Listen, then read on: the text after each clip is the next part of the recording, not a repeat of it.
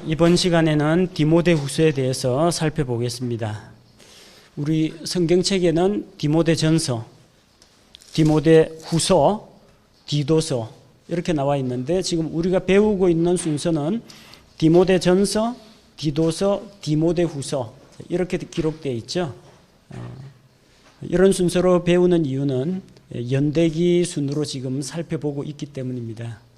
자, 디모데전서와 디도서는 거의 비슷한 시기에 기록된 것으로 알려져 있습니다. 바울의 첫 번째 투옥과 두 번째 투옥 사이에서 기록이 되었죠. 바울의 첫 번째 투옥, 사도행전 28장 30절에서 31절 나오는 로마에 있는 자기 셋집에서 자기를 지키는 로마 군사와 함께 만 2년 동안 자기에게 오는 모든 사람들을 받아들이며 사람들에게 말씀을 선포하던 때가 있었습니다.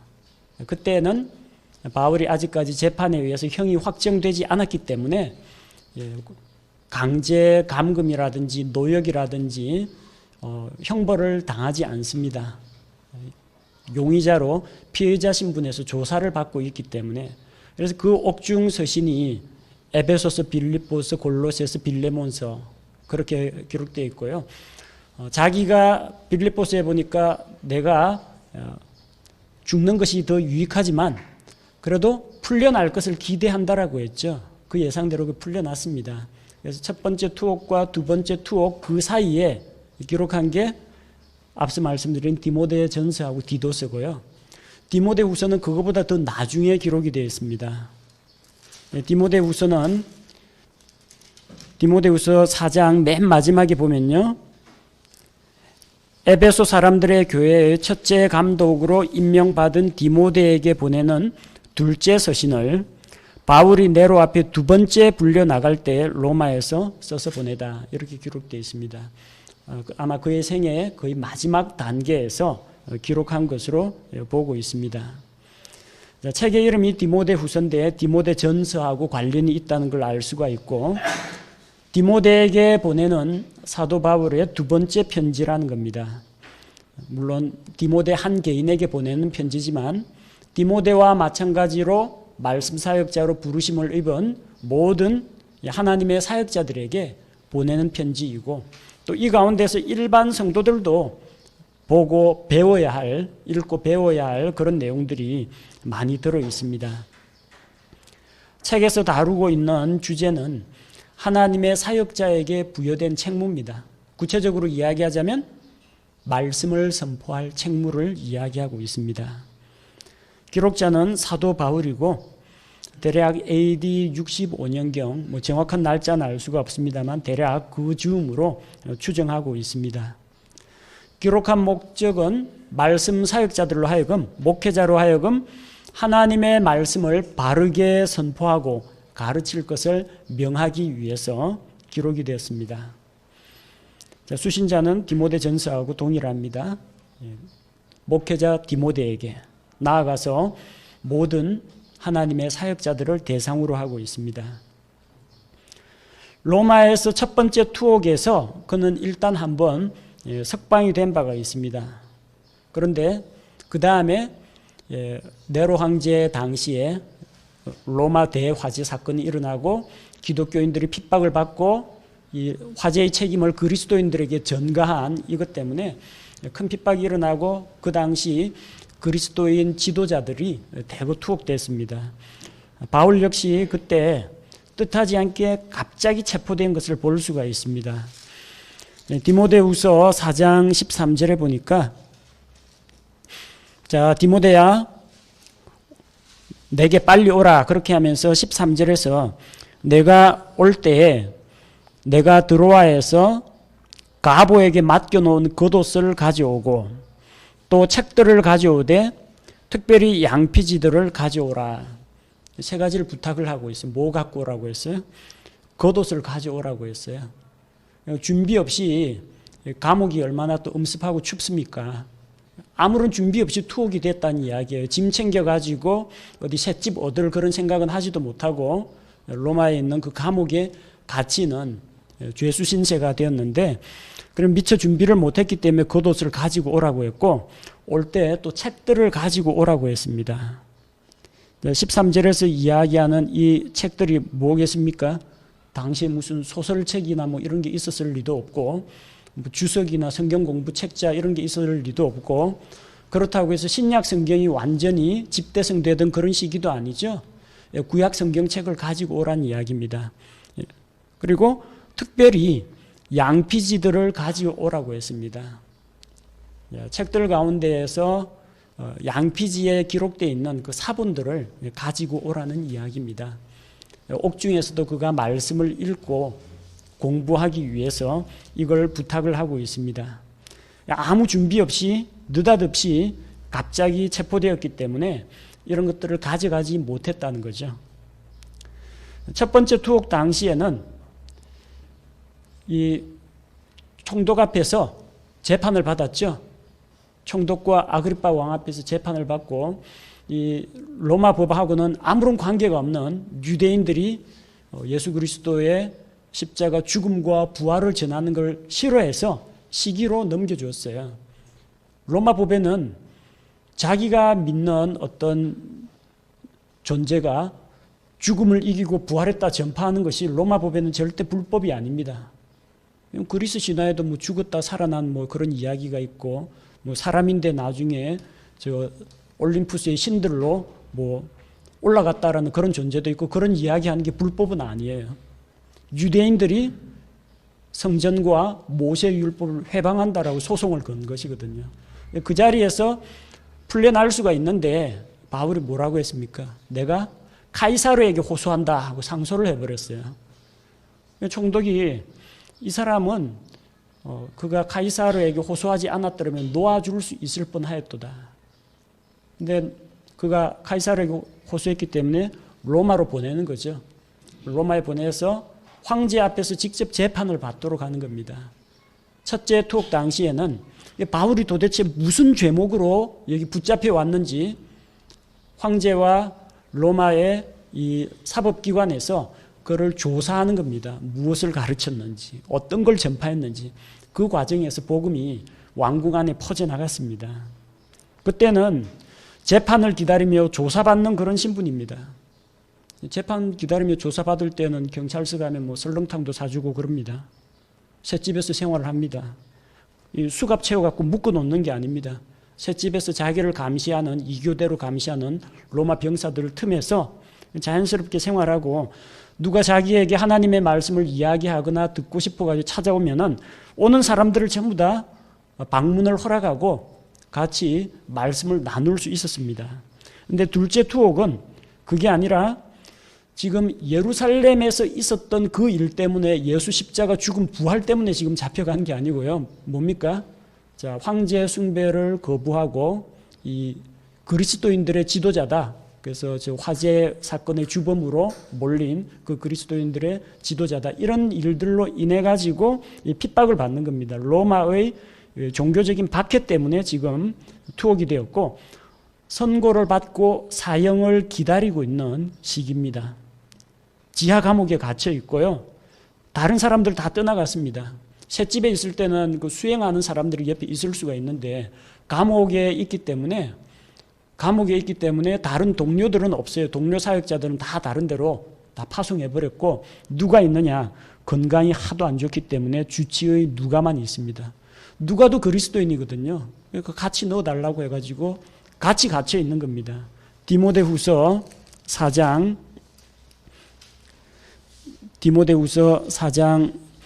11절에 보면, 자, 오직 누가만 나와 함께 있느니라. 다 떠났어요. 갈 사람 다 갔습니다. 바울을 버리고 떠난 사람도 있고, 또한 바울이 의도적으로 파송을 해서 다른 지역으로, 로마에 있으면 잡히니까 다른 지역으로 파송한 사람도 있습니다. 누가만 그와 지금 같이 함께 감옥에 갇혀 있는 겁니다. 자, 이런 상황이기 때문에 첫 번째 투옥과 두 번째 투옥은 상황이 다르다는 거죠.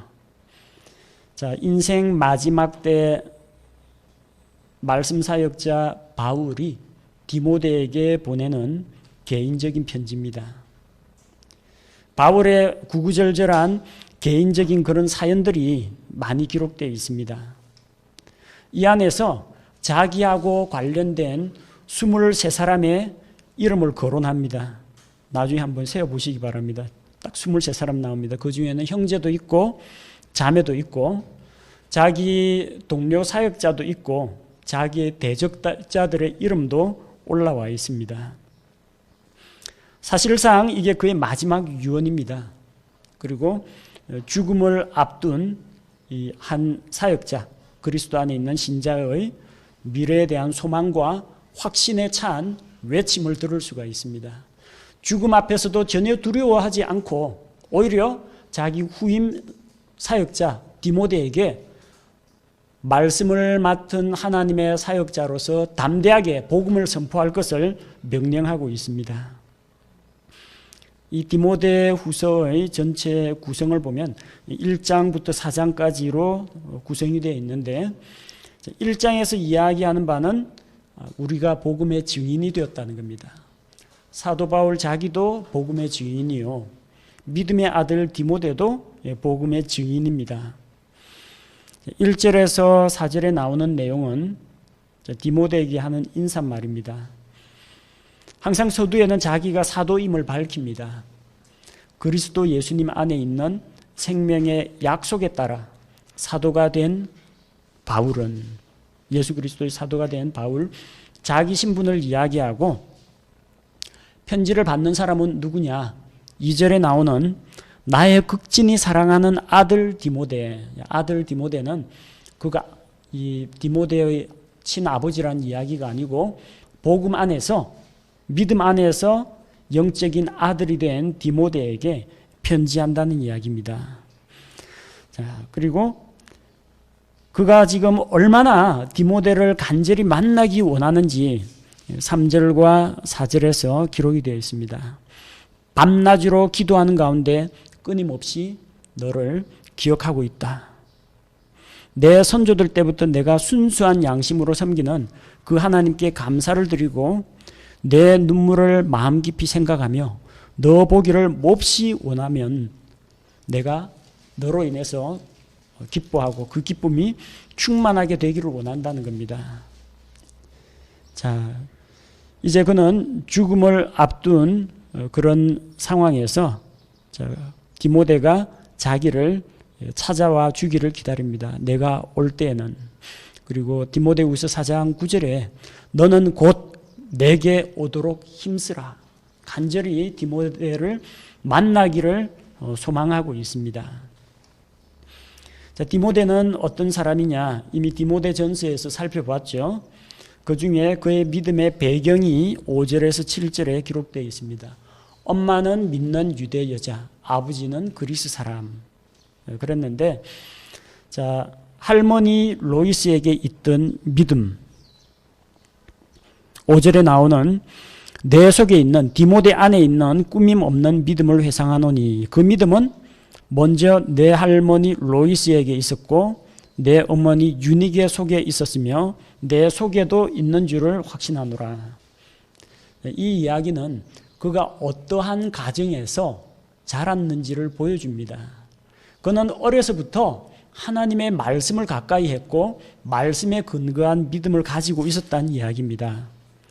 우리가 잘 아는 디모데후서 3장 16절 그 앞에 나오는 15절에 보면요. 또 어린아이 때부터 내가 거룩한 성경 기록들을 알았나니 그것들은 능히 너를 지혜롭게 하여 그리스도 예수님 안에 있는 믿음을 통해 구원에 이르게 하느니라. 바울이 디모데를 만난 것은 청년 시기에 만났어요. 어린아이 디모데 만난 게 아닙니다.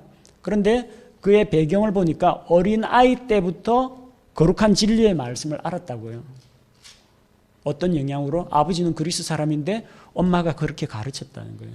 자기 엄마 유니게가, 어머니 유니게는 누구한테 배웠느냐? 할머니 로이스에게 그 영적인 영향력을 받았다는 이야기입니다. 자, 본문의 말씀은 믿음이 유전된다고 가르치지 않습니다. 할아버지 할머니가 잘 믿는 독실한 크리스찬이면 그 아들, 딸도 또 그 이어서 나타나는 손자, 손녀들이 자동으로 구원받고 그리스도인이 된다, 모태신앙이다, 그 이야기가 아닙니다. 그 믿음이 동일한 믿음이 있다라는 이야기이지, 그 믿음이 할머니에게서 어머니에게로, 어머니에게서 아들로 유전이 되었다는 이야기는 아닙니다. 자, 그는 믿는 가정에서 자랐고 어릴 때부터 성경 말씀을 가까이 했고, 바울이 루스드라에서 복음을 전할 때 그때 루스드라에 있는 디모데가 하나님의 말씀을 받아들였을 것으로 보고 있습니다. 또한 그는 말씀 사역자로 부르심을 받았습니다. 6절에 보니까 그러므로 내가 안수함으로 내 속에 있게 된 하나님의 선물을 내가 불붙이게 하려고 너로 하여금 기억하게 하노니. 바울이 디모데에게 안수해서 하나님께서 주신, 디모데에게 주신 그 선물에 불을 붙일 수 있도록 한다고 했습니다. 바울은 안수했습니다. 바울은 디모데에게 안수를 했는데 장로회에서 안수를 했습니다. 자, 이 안수를 했다라는 것은 바울의 능력이 그에게 어떻게 전이가 됐다든지 안수해가지고 그가 특별한 은사를 받았다는 이야기가 아닙니다. 목회자로 세움을 받았다는 겁니다. 장로회에서 바울과 여러 목회자들이 그에게 안수해서 에베소 지역의 첫째 감독으로 그를 세웠다는 겁니다. 세움과 함께 그 자리에서 하나님께서 대언의 말씀을 통해서 그에게 특별한 은사, 말씀을 가르치는 그런 은사를 주셨다라는 겁니다. 하나님이 주신 그 선물이 불이 붙으면 어떻게 돼요? 그 선물을 실제적으로 목회 현장에서 사용할 수 있게 되는 겁니다. 안수받고 뭐 기적이나 능력을 행했다는 것이 아니라 목회자로서 그가 말씀을 가르치는 그런 능력이 이제 본격적으로 쓰임받게 됐다는 겁니다. 자, 그리고 하나님께서는 이런 사역자들을 위하여 두려움의 영을 주지 아니하시고 권능과 사랑과 건전한 생각의 영을 주셨다라고 했습니다. 하나님의 영, 하나님의 성령님은 여러 가지 이름으로도 불립니다. 진리의 영이 오시면, 거룩한 영이 임하시면, 그분은 또한 권능을 가지신 영이고 사랑의 영이고 건전한 생각의 그런 영이시기 때문에 우리에게 바로 그런 영적인 능력을 주실 수 있는 분입니다. 성령님의 사역을 통해서 그가 이러한 영, 스피릿을 가진 목회자가 되었다는 겁니다. 따라서 내가 사도로 부르심을 받았고 너도 믿음을 가졌고 말씀 사역자로 부르심을 받았으니까 이제부터는 무엇을 할 것이냐 하는 겁니다. 디도서에서는 올바른 교리를 붙잡고 선행으로 구원 못 받지만 구원받은 다음에 선행을 해야 된다. 따라서 이러한 삶을 살아라. 이런 식으로 권면을 했다면 디모데후서에서 이야기하는 것은 말씀 사역자로 목회자가 부르심을 받았으면 부르심을 받은 데에는 그가 지켜 행해야 될 말씀의 책무가 따른다는 겁니다. 어떤 책무가 따라요? 복음을 전할 그런 책무가 따른다는 겁니다. 8절에서 18절까지 이야기가 복음을 부끄러워하지 말라고 했습니다. 사도 바울은 복음을 전하다가 갇힌 자가 되었습니다. 복음 전하다가 죄수가 되었어요. 복음 전하다가 전과자가 됐습니다. 그런데 이런 바울을 부끄러워하지 말라는 겁니다. 복음 전하다가 고난받는 것을 부끄러워하거나 또 고난이 있다라고 해서 하나님으로부터 받은 그 사명을 저버려서는 안 된다는 겁니다. 우리는 복음의 고난에 참여하는 자가 되었다. 그런데 그것은 우리의 행위 때문이 아니라 하나님께서 거룩한 부르심으로 우리를 불러주신 그 은혜 때문에 되었다는 겁니다. 특별히 여기에서 자신의 목적과 은혜라는 것은 구원과 연관된 맥락이 아니라 사역과 연관된 맥락임을 알 수가 있습니다. 자, 하나님의 그 은혜가 그리스도 예수님 안에서 우리에게 주어졌는데 그것이 예수 그리스도의 십자가 죽음과 부활을 통해서 복음을 통해서 나타났다는 겁니다. 바로 이 복음을 위해서 11절에 이방인들의 선포자와 사도와 교사로 정하여졌다고 했습니다. 하나님의 은혜의 부르심은 이들을 복음 안에서 구원할 뿐만 아니라 더 나아가서 복음을 전할 수 있는 복음의 사역자로 불러주셨다는 겁니다. 따라서 건전한 말씀들의 틀과 그들에게 맡겨진 그런 교리를 바르게 수호해야 한다는 겁니다. 자, 그래서 이런 까닭에 내가 선포자와 사도와 교사로 세움을 받은 까닭에 고난을 당하지만 부끄러워하지 않고 내가 믿어온 분, 신뢰하는 그분을 내가 알고 그날을 대비하여 그분께서 맡기신 것을 그분께서 나를 통해서 내게 온전히 이루시고 지키실 줄을 확신한다고 했습니다. 마찬가지로 그리스도 예수 안에 있는 믿음과 사랑 안에서 건전한 말씀들의 틀을 굳게 붙들고 우리 안에 거하시는 내주하시는 성령님을 의지해서 내게 맡겨진 그 선한 것을 지키라고 했습니다. 그에게 맡겨진 선한 것이 무엇입니까? 하나님의 복음, 복음의 진리입니다. 그걸 잘 수호하라고 했습니다. 그 가운데에서 이런 사역을 하다 보면은 협력자도 만나고 대적자도 만납니다. 여기에는 아예 구체적인 이름들이 기록되어 있습니다. 아시아에 있는 모든 자들이 나를 버리고 돌아섰는데 그 중에 대표적인 자가 부겔로와 허모게네가 있습니다. 자, 그래서 바울을 버리고 대적한 자들, 반면에 협조하는 자들이 있습니다. 이제 오네시보로라는 사람이 바울을 자주 유쾌하게 하고 그가 사슬에 매인 것을 부끄러워하지 않았고 로마에 있을 때 매우 부지런히 나를 찾아와서 만났다고 했습니다. 그래서 주께서 그날에 그가 주의 긍휼을 얻게 하시기를 원하노라. 긍휼히 여기는 자는 긍휼히 여김을 받을 것이요. 자기의 믿음의 형제에게 오네시보로가 긍휼을 베풀었죠. 주께서 오실 때 그에게 긍휼을 베풀어 주신다는 겁니다. 그가 에베소에서 얼마나 많은 것으로 나를 섬겼는지 내가 잘 아느니라. 에베소에 있을 때부터 알고 있던 사람입니다. 디모데도 알고 있는 사람입니다. 그럼 하나님의 사역자는 어떤 모습을 갖춰야 하느냐? 2장에서 사역자의 모습에 대해서 기록하고 있고 1절에서 6절에서는 사역자의 모습을 여러 가지 비유를 통해서 나타내고 있습니다. 사도 바울이 복음을 전해서 디모데가 구원받고 사역자가 됐습니다. 디모데는 이 말씀을 신실한 사람들에게 맡겨야 합니다. 디모데후서 2장 2절에 그럼 그 신실한 사람들이 또 다른 사람들을 가르치게 됩니다. 이게 믿음의 영적인 세대들입니다. 바울, 디모데, 신실한 자들, 또 다른 사람들. 또 다른 사람들은 자기 가족이나 친지나 동료들에게 또 복음을 전하겠죠. 이런 식으로 계속 하나님의 말씀이 끊이지 않고 널리 선포되기를 원하는 겁니다. 이런 일을 하기 위해서 말씀 사역자가 갖춰야 할 세 가지 모습이 있습니다. 첫 번째는 군사입니다. 군인입니다. 군인의 특징이 뭡니까? 명령에 복종하는 겁니다. 자기 사생활에 매이지 않는 겁니다. 아예 자기 집과 자기 직장을 떠나가지고 병영 막사 안에서 삽니다. 동료 전우들하고 같이 생활하고 지휘관의 명령에 복종하는 것이 군인입니다. 군사로 다니는 전쟁을 하는 이런 사람들은 세상 삶에 얽매이지 않습니다. 세상하고는 거의 담 쌓고 지내면서 교육 훈련을 하거나 아니면은 철책 경계 근무를 서거나 아니면 전투 현장에 직접 투입이 됩니다.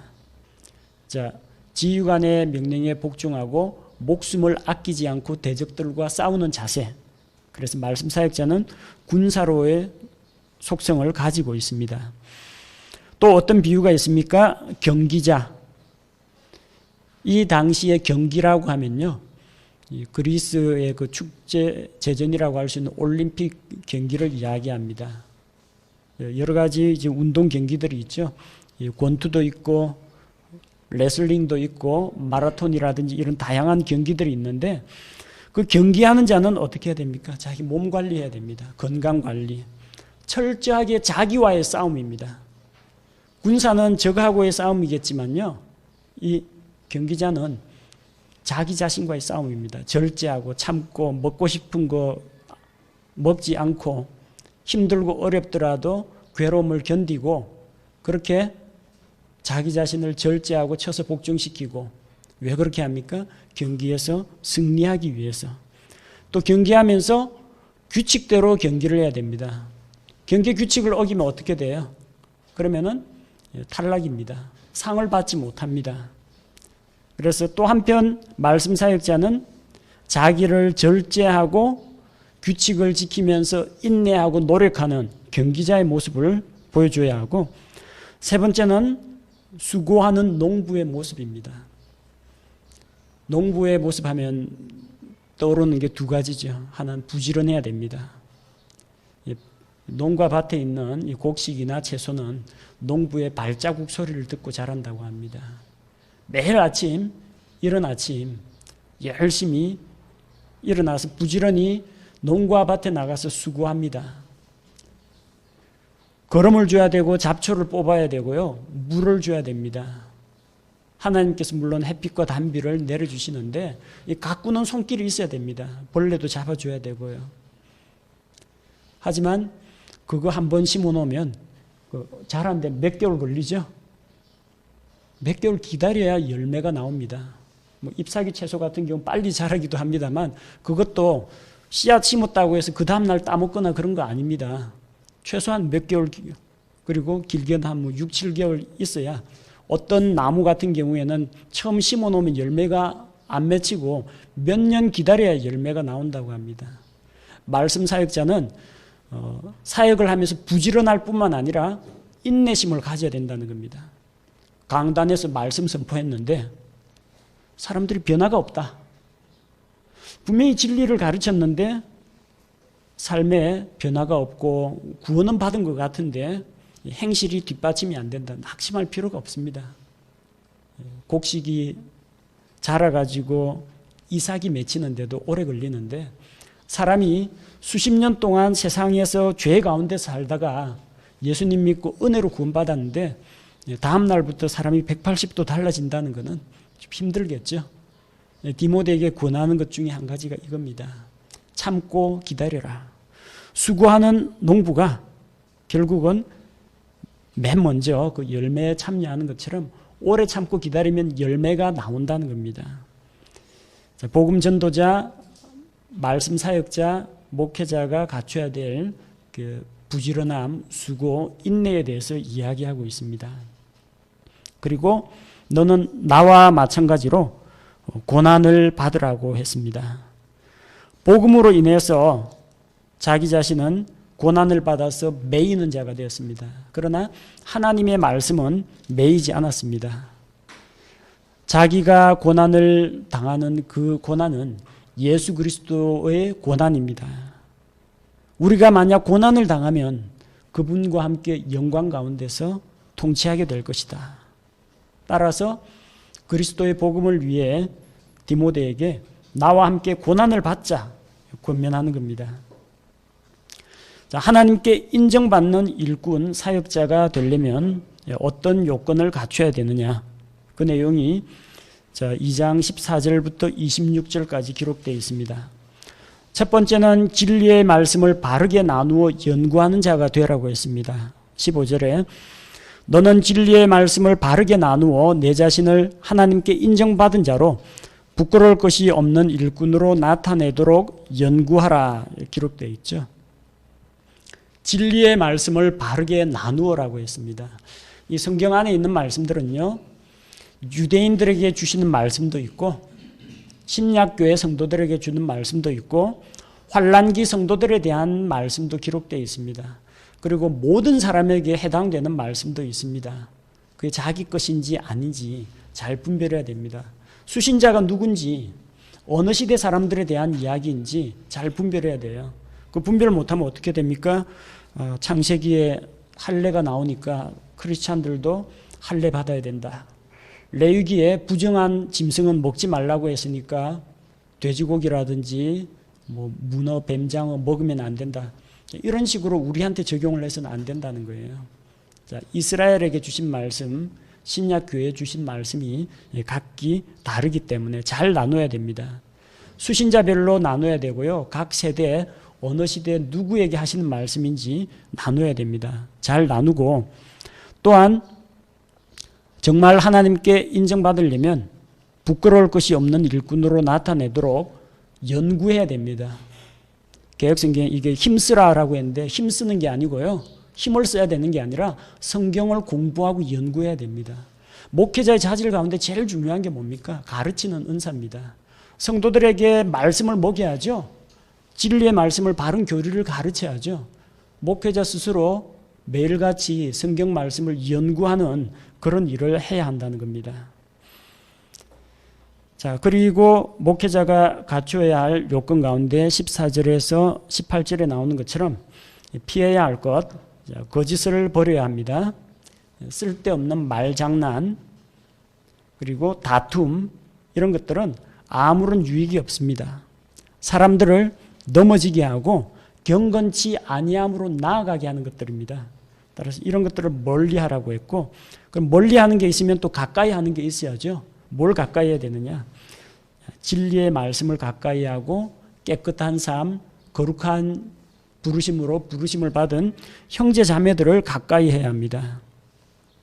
22절에 또한 청년의 정욕을 피하고 오직 순수한 마음으로 주를 부르는 자들과 함께 의와 믿음과 사랑과 화평을 따르라. 대신에 어리석고 무식한 논쟁은 피하라고 했죠. 무엇보다도 그 앞쪽에 나오는 20절, 21절에 보니까 하나님께 쓰임받는 그릇이 되라고 했어요.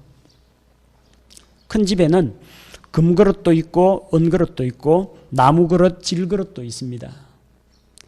여러 종류의 그릇이 있는데 어떤 것은 존귀에 이르고 어떤 것들은 수치에 이릅니다.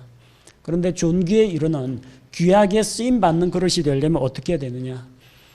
금그릇이 되면 안 됩니다. 은그릇이 되면 안 됩니다. 이건 특별한 자기가 금이 아닌데 금이 될 수가 없어요. 자기는 이 그릇됨이 질그릇에 불과한데 은그릇 행세를 할 수는 없다라는 겁니다. 각기 자기가 가지고 있는 재능이나 은사나 능력이 다르다는 겁니다. 뭐 어떻게 해야 쓰임을 받느냐? 성경에서는 금그릇은 귀하게 쓰고 질그릇은 천하게 쓴다, 그런 말씀이 없습니다. 21절에 보니까 자, 이런 것들로부터 자기를 깨끗하게 하면 거룩히 구별되어서 주인이 쓰기에 합당한 그릇이 된다고 했어요.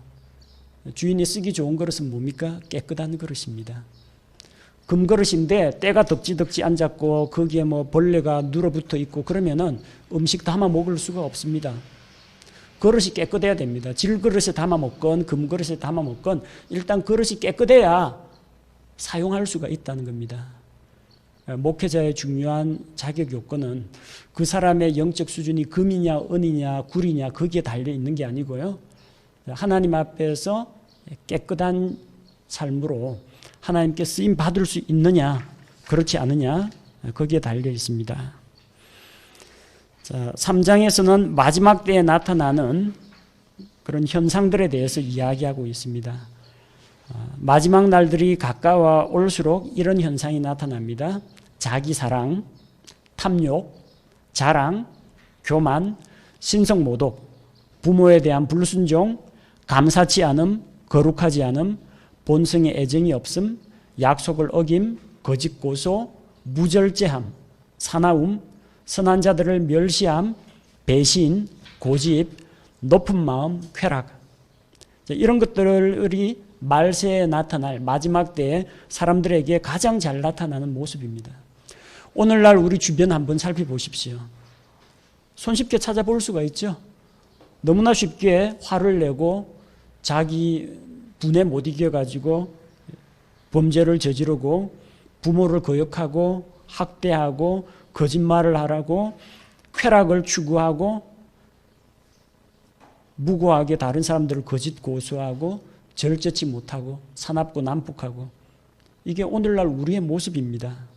현 시대의 모습입니다. 자, 이렇게 이런 자들은 하나님의 성품의 모양은 혹시 겉으로 갖출지 몰라도 종교적인 어떤 수련을 한다라든지 종교 생활을 하면서 교회에 왔다 갔다 교회 뜨락을 밟을 수는 있고, 헌금을 한다든지 어떤 기도 모임에 참석한다든지 종교적인 활동을 할 수는 있겠지만 그 모양은 있지만 하나님의 성품의 능력은 나타나지 않는다는 겁니다. 그래서 아무리 열심히 배워도 진리의 지식에는 도달하지 못한다는 겁니다. 자, 그런 자들, 진리를 거역하는 자들은 마음이 부패한 자들이라고 했습니다. 8절에 나오는 얀네와 얀브레가 모세를 대적했다라고 하는데, 이는 출애굽기에는 이름이 명시가 되지 않았습니다. 파라오의 마법사들이 모세와 아론이 하나님의 능력을 베풀 때 자기들도 술수를 부려가지고 마법의 힘으로 지팡이를 가지고 뱀 만드는 그런 일들을 했죠. 그리고 파라오의 마음이 모세가 선포하는 하나님의 말씀에 넘어가지 않도록 중간에 방해를 했죠. 그 대적자들의 이름이 신약 성경에 기록이 되어 있습니다. 바로 그와 같이 모세를 대적하던 그들처럼 바로 진리를 거역하는 자들이 부패한 자요, 믿음에 관하여는 버림받은 자들이라고 했습니다. 반면에 이 대적자가 아닌 하나님의 말씀의 사람은 어떤 자들이냐? 하나님의 뜻대로 그분의 말씀대로 살고자 하는 자는 그 진리로 인해서, 자기가 믿고 행하는 진리로 인해서 핍박을 받는다고 했습니다. 12절에 참으로 그리스도 예수님 안에서 하나님의 뜻대로 살고자 하는 모든 자는 핍박을 받을 터이나. 이게 정상입니다. 만약 핍박이 없으면 어떻게 될까요? 내가 세상에서 핍박을 안 받는다는 건 세상하고 친구가 되진 않았는가?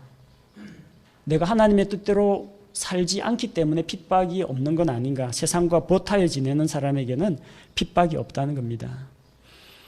자, 진리를 위해 핍박받는 그런 삶을 살아야 하고, 14절에서 15절에 나온 말씀처럼 배우고 확신한 것들 안에 거하여야 합니다. 배우고 확신한 것들을 잘 기억하고 있으라고 한 게 아니고요, 그 안에 거하라고 했습니다. 아는 만큼 행하고 믿는 만큼 삶으로 드러나야 한다는 겁니다. 그렇게 만들어주는 힘이 어디에 있느냐? 16절, 17절에 나오는 하나님의 말씀입니다. 이 말씀은 사람의 말이 아닙니다. 말씀의 출처가 어디입니까? 하나님으로부터 나온 말씀입니다. 모든 성경 기록은 하나님의 영감으로 주신 것으로, 영감이라는 게 번뜩이는 아이디어나 재치를 말하는 게 아닙니다. 반짝하는 아이디어가 영감이 아닙니다. 영감 받았다, 아이디어 착상이 떠올랐다가 아니고요. 영감이라는 것은 하나님께서 숨을 불어내셨다는 겁니다. 말하다 보면 말과 함께 숨이 나오죠. 하나님의 입에서 그 말씀이 나왔다는 게 영감입니다. 곧 모든 성경 기록은 하나님께서 그분 자신의 입으로 하신 말씀이라는 겁니다. 따라서 진리의 말씀입니다. 말씀이 권위가 있는 것은, 하나님과 같은 권위가 있는 것은 그 말씀이 하나님의 입에서 나온 말씀이기 때문입니다. 모든 성경 기록이 그러합니다. 따라서 이것은 교리와 책망과 바로잡음과 의로 교육하기에 유익하다고 했어요. 성경은 교훈이 아니라 교리를 위한 책입니다. 우리가 무엇을 믿어야 할지, 무엇을 믿지 말아야 할지, 우리가 무엇을 붙잡아야 할지 알려주는 게 교리거든요. 교리가 어디서 나오느냐? 성경에서 나옵니다. 그래서 우리의 믿음의 기초가 성경 기록에 있습니다.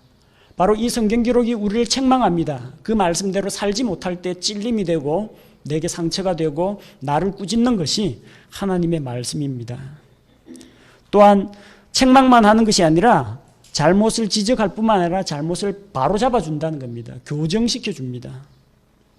그리고 의로 교육한다고 했습니다. 지속적으로 그런 삶을 살아갈 수 있도록 교육시키고 무장시킵니다. 그래서 이 하나님의 진리의 말씀을 통해서 하나님의 사람, 특별히 말씀 사역자를 이야기합니다. 하나님의 사람이 완전하게 되어 모든 선한 일에 철저히 갖추어지게 하려 함이라. 완전하게 된다는 것은 목사가 완벽한 사람, 도덕적으로 흠이 없고 완전 무결한 사람이 된다는 이야기가 아니고, 어떤 사람이에요? 완전하다는 것은 모든 선한 일에 갖추어진 사람을 이야기합니다. 하나님의 선한 사역을 감당하기에 갖추어지고 무장된 것을 완전하다고 이야기합니다. 하나님의 진리의 말씀이 이렇게 사람을 세워줍니다. 따라서 디모데가 어릴 때부터 붙잡아왔던 그 진리의 말씀을 견고하게 붙잡으라는 겁니다. 자기가 붙잡고 성도들에게 가르칠 뿐만 아니라 나아가서 믿지 않는 자들에게 말씀을 선포하라는 것이 4장의 내용입니다. 마지막 명령입니다. 말씀을 선포하라. 명령입니다. 하나님 앞과 주 예수 그리스도의 이름을 걸고 그분의 왕국과 산자와 죽은 자를 심판하실 예수 그리스도의 이름과 그분의 존재를 걸고 내게 명하노니, 명령으로 주었습니다. 말씀을 선포하라. 때에 맞든지 맞지 않든지, 전도 시즌이라는 게 없습니다. 때에 맞아도 전도, 때에 맞지 않더라도 기회를 만들어서 전도. 그리고 이것은 대단히 긴급한 일입니다. 사람의 생명을 다루는 것이기 때문에 오래 참음과 교리로 책망하고 꾸짖고 권면하라고 했습니다. 이게 말씀 사역자의 임무인데, 그런데 말세가 되면, 앞쪽에서 말세의 현상에 대해서 이야기했죠. 사람들이 건전한 교리를 견디지 못합니다. 자기 귀가 가리워서 자기 귀를 즐겁게 해줄 거짓 교사들을 많이 두게 됩니다. 자기 욕심을 인정해주고 잘된다, 복받는다, 평화하다 이런 것들을 이야기해 줄 사람들 찾다 보니까 진리로부터 돌이켜서 거짓을 따르게 된다는 겁니다. 그러나 너는 그런 데 휩쓸리지 말고 고난을 받고 복음 전도자의 일을, 사명을 감당하라고 했습니다. 바울은 지금 죽을 때가 다 됐습니다. 6절에 이제 내가 내 자신을 헌물로 드릴 준비가 되었고 나의 떠날 때가 가까이 이르렀도다.